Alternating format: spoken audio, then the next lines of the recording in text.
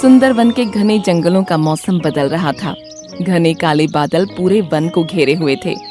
सभी पशु पक्षी मौसम के पहले ही अपना भोजन एकत्रित कर चुके थे। सभी मानो वर्षा का ही इंतजार कर रहे थे। बादलों ने जैसे ही वर्षा करना शुरू की, वैसे ही सभी पशु और पक्षियों के चेहरे पर मुस्कान आ गई। सभी को इस बात की खुशी थी। वर्षा के कारण पेड़ों पर मीठे फलों की संख्या पहले से बढ़ जाएगी। सूखे हुए तालाबों का जल स्तर भी ठीक हो जाएगा। कुछ ही देर में वर्षा बहुत तेज हो गई, पर इस तूफान में उल्लू उड़ता हुआ सिर छुपाने की जगह ढूंढ रहा था। दिन के उजाले में वो देख नहीं पा रहा था, जिससे वो बार बार किसी न किसी पेड़ की टहनी से टकरा रहा था। और किस्मत से उसे कोई पेड़ की डाल मिल भी जाती तो बाकी के पक्षी उसे वहाँ पर बैठने के लिए मना कर देते। सभी पक्षी उल्लू से घृणा करते थे, और इसका कारण उल्लू का चेहरा था, जो कि सभी पक्षियों से अलग था। इसी के साथ सभी पक्षी उल्लू के दिन में न देख पाने की कमी के कारण भी उसका मजाक बनाते रहते थे। उल्लू को अब इन सभी बातों की आदत पड़ गई थी। उसे मालूम था कि सभी पक्षी उससे दूर रहना चाहते हैं। उल्लू को अब अकेले रहने की आदत हो गई थी, जिसके बाद वो दूसरे पक्षियों से दूर पेड़ों पर रहने लगा था। वो दिन के उजाले में आंख बंद करके सोया रहता और रात को अपने लिए भोजन इकट्ठा करता। इसी तरह उसका जीवन कट रहा था। एक रात जब उल्लू अपना भोजन ढूंढने के लिए निकला, तो उसने देखा कि बहुत सारे पक्षी जमीन पर मरे पड़े हैं। उनके शरीर पर कोई घाव नहीं थे। इससे साफ मालूम हो रहा था कि किसी जंगली पशु का काम नहीं है। सुबह जब उल्लू ने पक्षियों को बातें करते सुना, तो उसे मालूम हुआ कि जंगल में बीमारी फैल गई है, जिससे पक्षियों की मृत्यु हो रही है और बहुत से पक्षी अभी भी जिंदगी और मौत के बीच झूल रहे हैं। सभी पक्षियों ने इस बीमारी को देखते हुए रात में ही आपातकालीन बैठक बुलाई। सभी पक्षी पेड़ों पर इकट्ठा हो गए। उल्लू भी सभी पक्षियों से थोड़ा दूर आकर बैठ गया। पक्षियों की संख्या से साफ मालूम हो रहा था कि मामला कितना गंभीर है। सभी पक्षी अपनी अपनी राय देने लगे। तभी तोते ने कहा, ये बीमारी मनुष्यों के फैलाए हुए प्रदूषण के कारण हुई है। उन्होंने जंगल के तालाब को भी प्रदूषित कर दिया है। हो ना हो हमारे बीच फैली बीमारी का कारण यही है, पर हमें जल्द से जल्द इस बीमारी का इलाज करना होगा। हमारे पास ज्यादा समय नहीं है, वरना हमारे बीमार पक्षी मित्रों को अपनी जान से हाथ धोना पड़ेगा। तभी वहाँ बैठी कोयल ने कहा, मुझे एक फल के बारे में पता है, जिसके स्वाद लेने भर से ही वो शरीर में होने वाली गंभीर से गंभीर बीमारी को रोक देता है और पक्षियों को पुनः स्वस्थ कर देता है। तो कोयल बहन, हमें इस फल का जल्दी से पता बताओ, हमें देर नहीं करनी चाहिए। तोता भैया, उस फल का पता जानकर भी कोई लाभ नहीं होने वाला। वो पहाड़ के दूसरे छोर पर गुफाओं में उगते हैं और वहाँ बहुत घनी झाड़ियाँ हैं। हम लोग इस रात के अंधेरे में वहाँ के मार्ग को देखने में असमर्थ हैं, और यदि हमने सुबह तक इंतजार किया तो बहुत देर हो जाएगी। लगता है हमें अपने पक्षी भाइयों को अपनी आंखों के सामने ही मरते हुए देखना पड़ेगा। उल्लू ये सब बातें सुन रहा था। ये सुनते ही वो पक्षियों के बीच आया और कहने लगा, आप लोग चिंता ना करें, मैं मेरे पक्षी मित्रों को कुछ नहीं होने दूंगा। भगवान ने मुझे घने से घने अंधेरे में देखने की शक्ति दी है। मैं सभी के लिए वो फल लेकर आऊंगा। पर उल्लू भैया, सिर्फ एक फल इतने पक्षियों के लिए पर्याप्त नहीं होगा।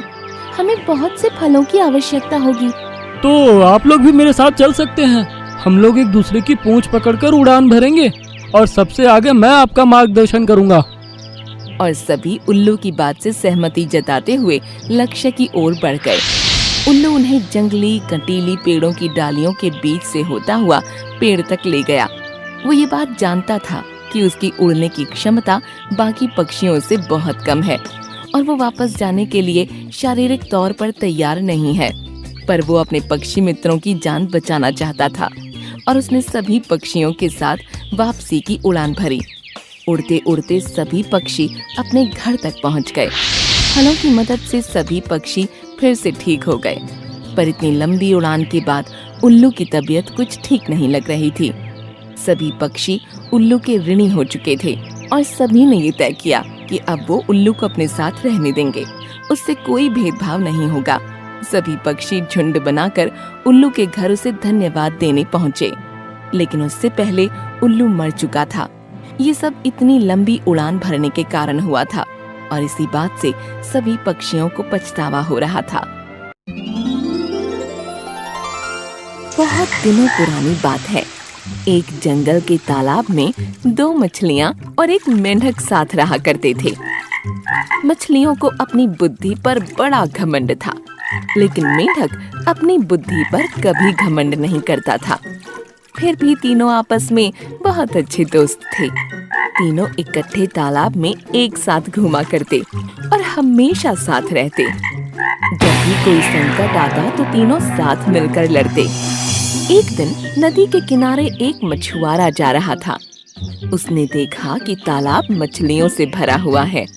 मछुआरों ने कहा, मैं कल सुबह यहाँ आऊंगा और बहुत सारी मछलियाँ पकड़ कर ले जाऊंगा। मेंढक ने मछुआरे की सारी बातें सुन ली थीं। वह तालाब में मौजूद सभी की जान बचाने के लिए अपने दोस्तों के पास गया। उसने मछलियों को मछुआरों की सारी बात बताई। एक मछली ने कहा, उन्हें अपनी जान बचाने के लिए कुछ करना चाहिए।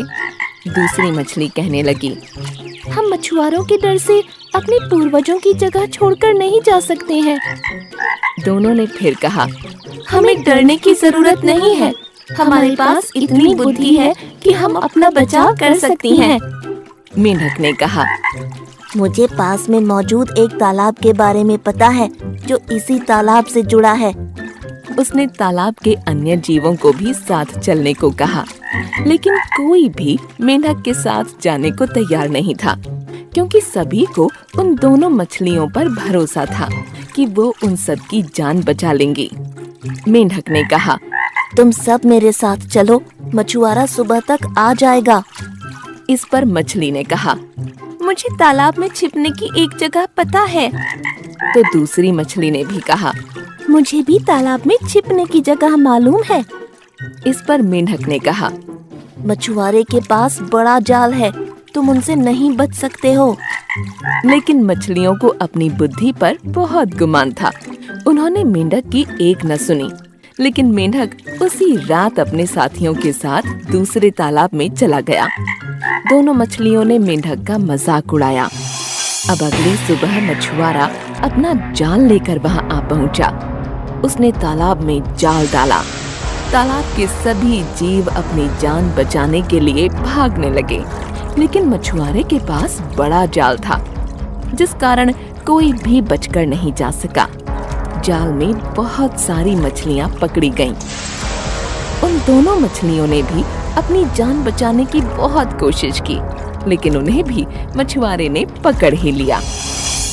जब उन्हें तालाब से बाहर लाया गया, तब तक दोनों की मौत हो चुकी थी। दोनों मछलियों का आकार सबसे बड़ा था, इसलिए मछुआरे ने उन्हें अलग रखा था।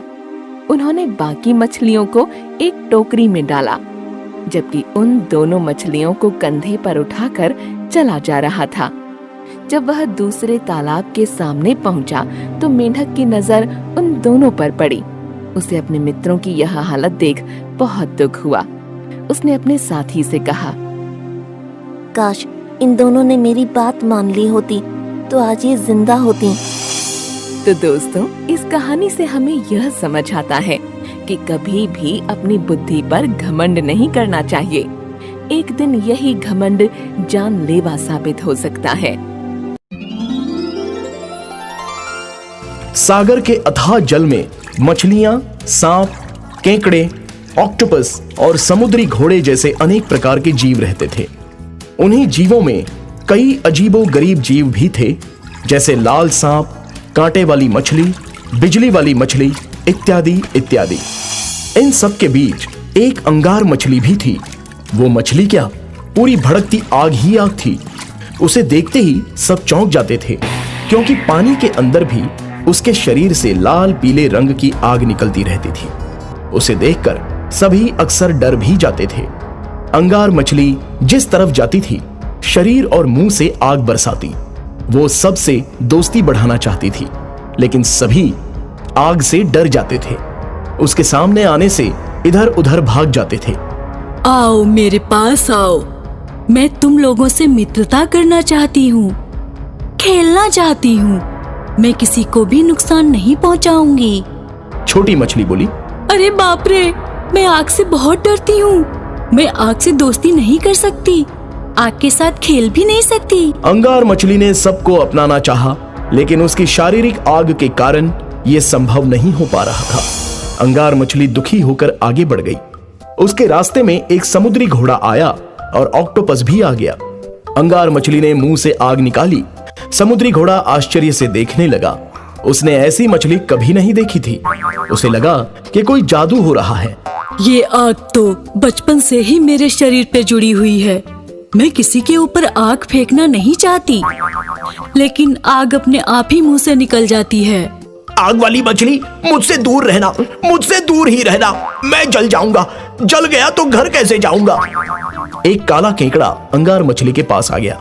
अरे मछली, ये कौन सा जादू दिखा रही हो? पानी में आग लगा रही हो?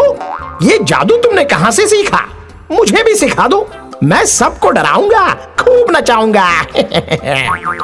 अंगार मछली किसी को समझा नहीं पाई कि वो जादू नहीं सच्चाई है। वो निराश होकर आगे बढ़ गई। वो तैरती हुई बहुत दूर निकल गई। उसे रास्ते में एक लाल रंग की मछली दिखाई पड़ी। वो मजे से तैर रही थी। इतने में एक भयानक समुद्री सांप आया और उसने उसे मारना चाहा। मुझे छोड़ दो, मुझे मत मारो। मैंने तुम्हारा क्या बिगाड़ा है? अगर तुम नहीं माने तो मैं आग वाली मछली को बता दूंगी, वह तुम्हें जला देगी। हिस्स, एक अंगुल की मछली मुझे डरा रही है, तुझे जिंदा खा जाऊंगा। हिस्स। सांप आगे बढ़कर मछली को खाना चाहता था। इतने में एक इलेक्ट्रिक वाली मछली आ गई और उसने इलेक्ट्रिक का जोरदार झटका सांप को दे दिया और सांप बड़ी जोर से चिल्लाया और भागता हुआ नजर आया। अरे वाह, तुम्हारे पास तो बिजली का करंट है। अब किसकी मजाल जो तुमसे लड़ाई करे?